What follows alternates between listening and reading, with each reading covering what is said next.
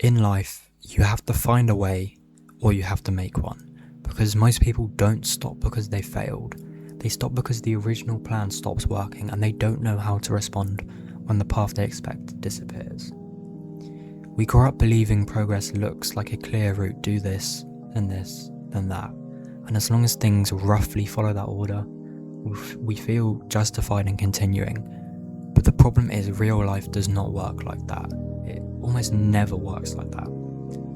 And at some point the conditions will change, it's inevitable. The opportunity dries up, the timing isn't ideal, the shortcut you were counting on disappears. And when that happens, most people interpret it as a signal to stop, to move on to something else. And it's just a cycle, they keep moving on to something else, giving up, moving on, giving up. And it's not because they're incapable, but because they've tied their effort to a specific route instead of a specific outcome. And that's where this quote really matters. I should either find a way or make one. And it's not about, that line's not about confidence or intensity, it's about agency. It's the idea that when the path forward isn't obvious, you don't wait for it to reappear. You take the responsibility for adapting, and you change the approach instead of abandoning the goal. And you will fail, there's no smooth path. You will fail, it's undeniable. And it's about how you respond to that. And most people respond in the wrong way. They give up completely, or they wait for motivation, they wait for better conditions, they wait for reassurance that continuing will be worth it. But waiting does not solve the problem, it doesn't solve anything, it just delays the decision.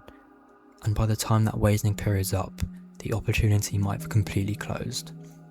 Finding a way means using what you already have, the skills, your resources, and leverage available to you right now, even if it's slower and less impressive than you hoped. Finding a way means accepting that you're going to have to become more capable over time, build skills, absorb failures, and tolerate uncertainty without guarantees. And neither option is comfortable, but both require responsibility.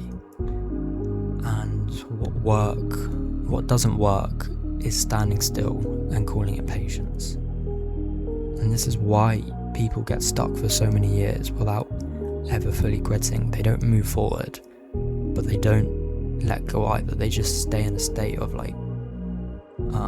stationary motion, I guess. They stay attached to an outcome while refusing to admit the path has changed. And I wouldn't call that commitment, I call that avoidance. And progress will only resume when you're willing to let go of how you thought it was supposed to happen. And this is where a lot of people misinterpret what resistance actually means. Resistance isn't always rejection. Often it's reality telling you that this will cost more than you expected. And the people who move forward and make progress are the ones who accept that cost without drama, without resistance, without trying to fight back against the system. They don't need certainty, they need momentum, they don't need permission, they need movement. And this is also what people mean practically when they talk about not going gentle into that good night. I know that's a famous quote from a poem, but I don't mean it in a poetic sense, but more in a behavioural one. It's the refusal to quietly lower your standards just because the first version of the plan failed. It's choosing adaptation over resignation when it would be easier to convince yourself that it's over. Most people don't quit loudly, they fade. They slowly reduce effort, ambition and expectation until there's just nothing meaningful. There's nothing meaningful left to pursue. And that alternative isn't recklessness, it's persistence with adjustment. So if you're stuck right now, the question isn't whether the path is clear.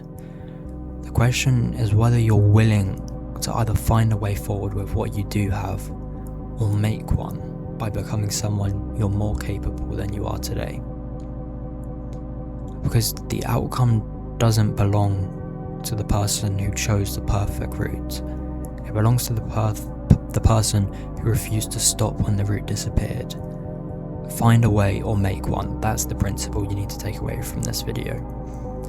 And I hope it's helpful, and if you've enjoyed this video, I recommend watching my video on Murphy's Law. I think that's the 3rd of January, or any of my other videos. They all center around similar messages, so I hope you've enjoyed this video and gained something valuable from it. So yeah, thank you for watching.